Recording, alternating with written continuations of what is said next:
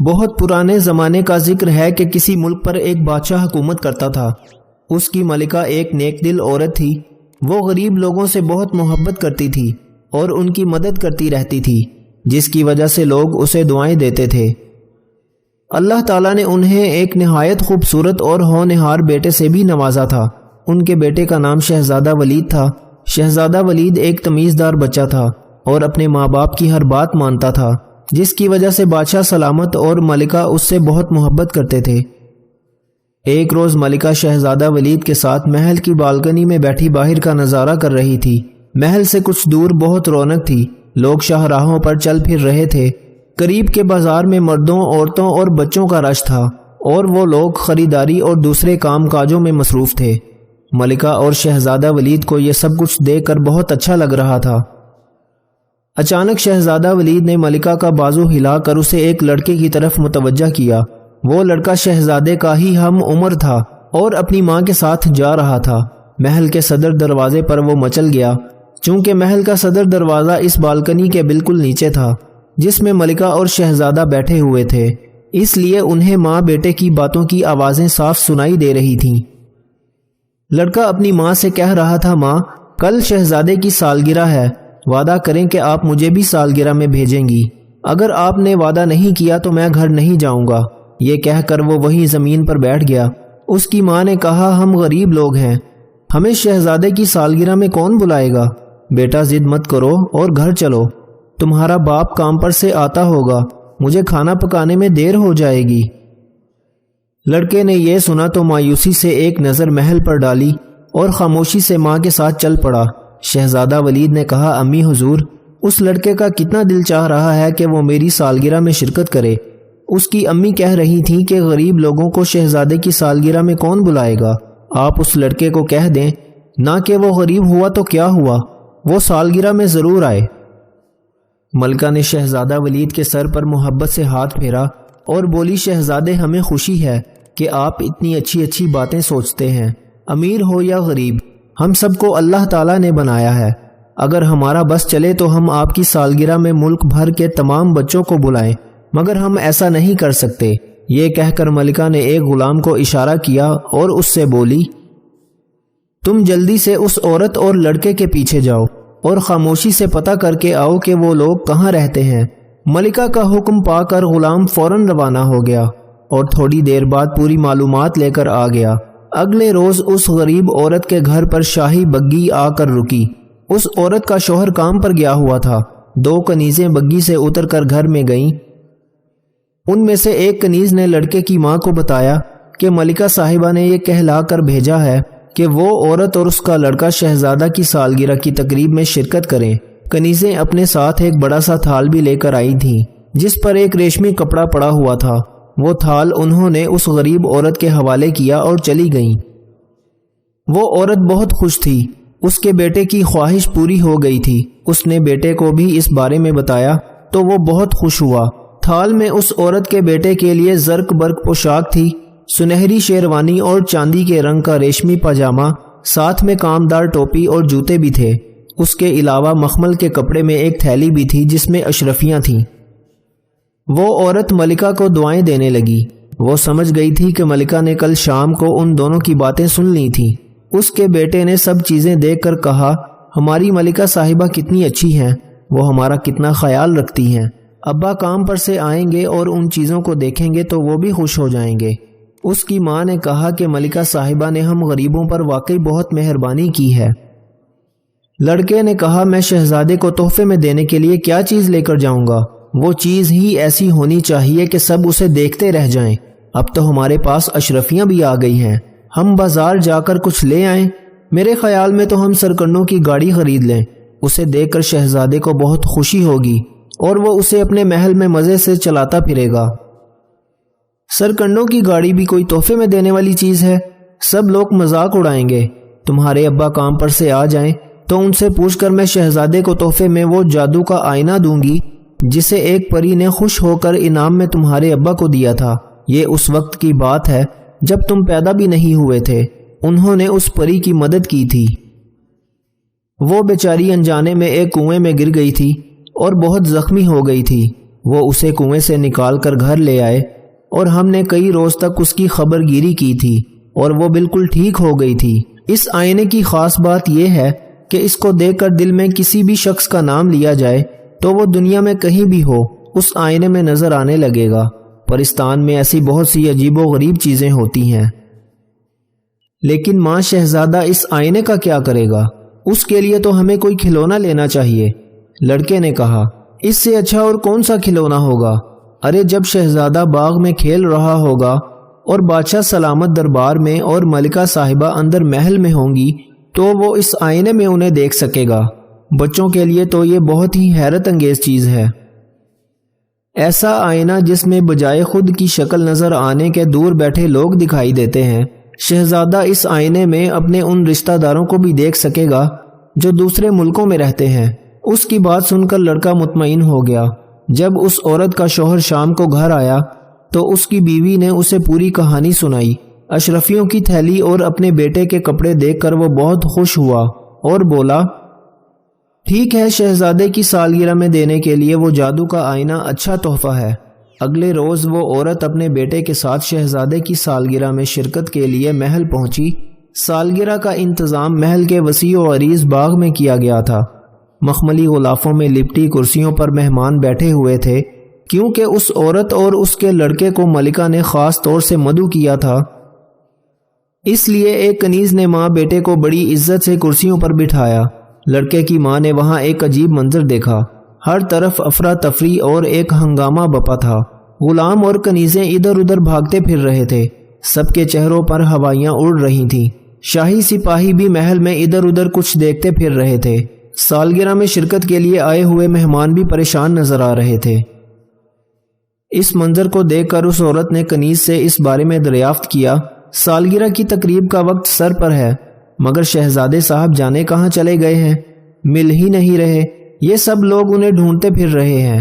اس کنیز نے جلدی سے بتایا اور خود بھی شہزادے کو تلاش کرنے کے لیے چلی گئی۔ بادشاہ سلامت بھی وہاں موجود تھے۔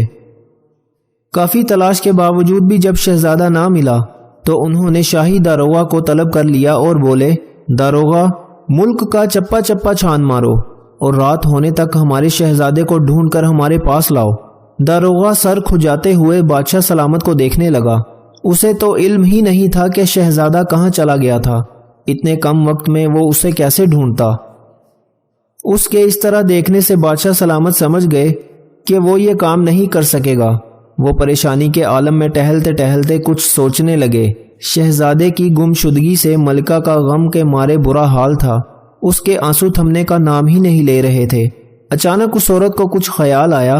اس نے اپنی جگہ بیٹھے بیٹھے جادو کا آئینہ نکال کر ایک نظر اس پر ڈالی اور پھر ملکہ کے پاس آ کر بولی، ملکہ صاحبہ، آپ فکر نہ کریں، مجھے پتہ چل گیا ہے کہ شہزادے صاحب کہاں ہیں۔ آپ بادشاہ سلامت کو لے کر میرے ساتھ اکیلے میں آئیں، پھر میں آپ کو بھی دکھا دوں گی۔ سب کے سامنے اس بات کا تذکرہ مناسب نہ ہوگا۔ اس غریب عورت کی بات سن کر ملکہ خوش ہو گئی۔ اس نے یہ بات بادشاہ سلامت کو بتائی اور وہ پھر تینوں ایک کمرے میں آئے۔ اس عورت نے ریشم کے خوبصورت بٹوے سے وہ جادو کا آئینہ نکالا اور بادشاہ سلامت سے بولی، بادشاہ سلامت، یہ جادو کا آئینہ ہے۔ بہت پہلے اسے ایک پری نے میرے شوہر کو دیا تھا۔ میرا بیٹا اسے شہزادے کو تحفے میں دینے کے لیے لایا ہے۔ آپ شہزادے صاحب کا دل میں خیال لا کر اس آئینے پر نظر ڈالیے، وہ آپ کو نظر آ جائیں گے۔ میں انہیں دیکھ چکی ہوں۔ انہیں کسی نے قید کیا ہوا ہے۔ بادشاہ سلامت نے جھپٹ کر آئینہ اس کے ہاتھ سے لے لیا۔ جیسے ہی انہوں نے آئینے پر نظر ڈالی، انہیں اپنا شہزادہ نظر آ گیا۔ اس کے ہاتھ پاؤں بندھے ہوئے تھے اور آنکھوں پر پٹی بھی بندھی ہوئی تھی۔ اس کے پاس دو آدمی کھڑے ہوئے تھے۔ بادشاہ سلامت دونوں کو پہچان گئے۔ ان میں سے ان کا ایک وزیر تھا جس کا نام جان عالم تھا۔ دوسرا شخص شاہی غلام تھا۔ محل میں یہ غلام ہی شہزادے کی دیکھ بھال اور اس کی خدمت پر مامور تھا۔ بادشاہ سلامت جان عالم وزیر پر بہت اعتماد کرتے تھے، مگر پچھلے دنوں انہوں نے ایک وزیر کو ترقی دے کر اپنا وزیر خاص بنا لیا تھا۔ جان عالم اس بات سے جل گیا تھا کیونکہ اسے امید تھی کہ وزیر خاص اسے بنایا جائے گا۔ اس کی یہ امید پوری نہ ہوئی تو اس نے بادشاہ سے بدلہ لینے کے لیے شاہی غلام کی مدد سے شہزادے کو محل سے اغوا کر کے قید کر لیا تھا۔ ملکہ اپنے شہزادے کو اس حال میں دیکھ کر صدمے سے نڈھال ہو گئی، مگر بادشاہ سلامت سخت غصے میں آ گئے۔ انہوں نے اسی وقت باہر نکل کر داروغہ کو حکم دیا کہ اس نمک حرام وزیر اور غلام کو فوراً گرفتار کر کے ان کے سامنے پیش کیا جائے۔ بادشاہ سلامت کا حکم سنتے ہی داروغہ بہت سے سپاہیوں کے ساتھ فوراً وزیر کے گھر کی جانب دوڑا، مگر وزیر وہاں نہیں تھا کیونکہ اس کے گھر کے دروازے پر تالا لگا ہوا تھا۔ داروغہ سمجھ گیا کہ وہ اس وقت وہاں ہوگا جہاں اس نے شہزادے کو چھپا رکھا ہے۔ وہ سپاہیوں کے ساتھ چھپ کر اس کی آمد کا انتظار کرنے لگا۔ زیادہ دیر نہیں گزری تھی کہ ایک گھڑ سوار وہاں آ کر رکا۔ وہ وزیر جان عالم ہی تھا۔ جیسے ہی وہ گھوڑے سے اترا اسے سپاہیوں نے گرفتار کر لیا۔ داروغہ نے اپنی تلوار نکال کر اس کے سینے پر رکھ دی اور آنکھیں نکال کر نہایت غصے سے دھاڑ کر بولا، نمک حرام جلد بتا، شہزادے صاحب کو تو نے کہاں قید کیا ہوا ہے؟ وزیر عالم نے داروغہ کو اتنے غصے میں دیکھا تو مارے ڈر کے تھر تھر کانپنے لگا۔ اس نے بتایا کہ شہزادے کو گھنے جنگلوں میں ایک جھونپڑی میں قید کیا گیا ہے۔ جلد ہی وہ سب لوگ جنگل میں پہنچ گئے۔ جنگل میں ہر طرف اندھیرا اور سناٹا تھا۔ جس جھونپڑی میں شہزادے کو رکھا گیا تھا اس میں ایک چراغ جل رہا تھا اور انہیں شہزادے کی سسکیاں سنائی دے رہی تھیں۔ اس کی آنکھوں پر پٹی تھی اور ہاتھ پاؤں بھی بندھے ہوئے تھے۔ داروغہ نے جلدی سے اسے آزاد کیا اور اسے تسلی دی۔ وہاں پر شہزادے کی نگرانی کرنے والے غلام کو بھی سپاہیوں نے گرفتار کر لیا۔ سزا کے خوف سے غلام رونے لگا تھا۔ اس نے روتے ہوئے بتایا کہ یہ منصوبہ جان عالم وزیر نے بنایا تھا اور اسے محل سے شہزادے کو اغوا کرنے کے لیے بہت ساری اشرفیاں دی تھیں۔ غلام نے یہ بھی بتایا کہ وزیر کو اس بات کا بہت دکھ تھا کہ بادشاہ سلامت نے اس کی بجائے کسی اور کو اپنا وزیر خاص بنا لیا ہے۔ شہزادے کو قید کر کے وہ بادشاہ سے انتقام لینا چاہتا تھا۔ ان دونوں مجرموں کو سپاہیوں نے زنجیروں میں جکڑ دیا اور قید خانے میں بند کرنے کے لیے اپنے ساتھ لے گئے۔ وزیر اور غلام کو ان کے کیے کی سزا مل گئی تھی۔ اس کے بعد داروغہ شہزادے کو لے کر محل پہنچا اور بادشاہ سلامت کو تمام کہانی سنائی۔ شہزادے ولید کو دیکھ کر بادشاہ سلامت نے اطمینان کا سانس لیا۔ ملکہ تو خوشی سے نہال ہو گئی تھی۔ اگلے دن اس خوشی میں پورے ملک میں جشن منایا گیا۔ محل میں بھی ایک تقریب تھی جس میں سب امیر غریب شریک تھے۔ اس عورت کو ملکہ نے خاص طور پر اس تقریب میں بلایا تھا۔ وہ آئی تو ملکہ نے کہا، نیک دل خاتون، اللہ نے ہم پر بڑا کرم کیا کہ ہمارا شہزادہ ہمیں باحفاظت مل گیا۔ اس کا وسیلہ تم بنی تھی۔ اگر تم وہ جادو کا آئینہ نہ دیتی تو ہمیں پتہ بھی نہیں چلتا کہ ہمارا شہزادہ کہاں ہے۔ وہ عورت بولی، ملکہ عالیہ، آپ بہت نیک اور رحم دل ہیں۔ آپ نے مجھ غریب کے بیٹے کی خواہش پوری کی تھی اور اسے شہزادے کی سالگرہ میں بلایا، جس کی وجہ سے میرا بیٹا بہت خوش ہو گیا تھا۔ اللہ تعالیٰ نے آپ کو اس نیکی کا صلہ دیا۔ نیکی کبھی رائیگاں نہیں جاتی۔ یہ جادو کا آئینہ میں شہزادے صاحب کے حوالے کرتی ہوں، وہ اسے دیکھ کر بہت خوش ہوں گے۔ اس کی بات ٹھیک نکلی۔ شہزادہ ولید اس عجیب و غریب آئینے کو پا کر بہت خوش تھا۔ وہ اپنے دل میں جس شخص کے متعلق بھی سوچتا وہ اسے آئینے میں نظر آنے لگتا تھا۔ وہ اس آئینے کو ہر وقت اپنے پاس رکھتا تھا۔ شہزادے کے مل جانے سے بادشاہ سلامت بھی بہت خوش تھے۔ انہوں نے اس عورت کو بہت سا انعام و اکرام دیا جس سے اس کے دن پھر گئے اور وہ اپنے شوہر اور بیٹے کے ساتھ ہنسی خوشی زندگی گزارنے لگی۔ انسان ہمیشہ تکلیف میں ہی سیکھتا ہے، خوشی میں تو پچھلے سبق بھی بھول جاتا ہے۔ منزلیں چاہے کتنی ہی اونچی کیوں نہ ہو، راستے ہمیشہ پیروں کے نیچے ہوتے ہیں۔ اپنی زندگی کو اتنا فضول مت بناؤ کہ تمہاری زندگی کے فیصلے بھی دوسرے لوگ کرنا شروع کر دیں۔ 3 خوبیاں ایسی ہیں جو صرف ایک اچھے مرد میں ہی پائی جاتی ہیں۔ نمبر 1، جو اپنی بیوی کو پردہ میں رکھ کر اس کی عزت و آبرو کی حفاظت کرے۔ نمبر 2، جو اپنی بیوی کو دینداری کی تاکید کرتا رہے اور شریعت کی راہ پر چلائے اور خود بھی اس راہ پر چلے۔ نمبر 3، جو اپنی بیوی اور اہل و عیال کو رزق حلال کما کر کھلائے۔ زندگی میں سب لوگ رشتہ دار یا دوست بن کر نہیں آتے، کچھ لوگ سبق بن کر بھی آتے ہیں۔ اصل توکل یہ ہے کہ آدمی اللہ کے سوا کسی سے امید نہ رکھے۔ جب اپنوں میں غدار، مکار اور منافق پیدا ہو جائیں تو میدان میں کھڑا شیر بھی کتوں سے ہار جاتا ہے۔ بہترین انسان عمل سے پہچانا جاتا ہے، ورنہ اچھی باتیں تو دیواروں پر بھی لکھی ہوتی ہیں۔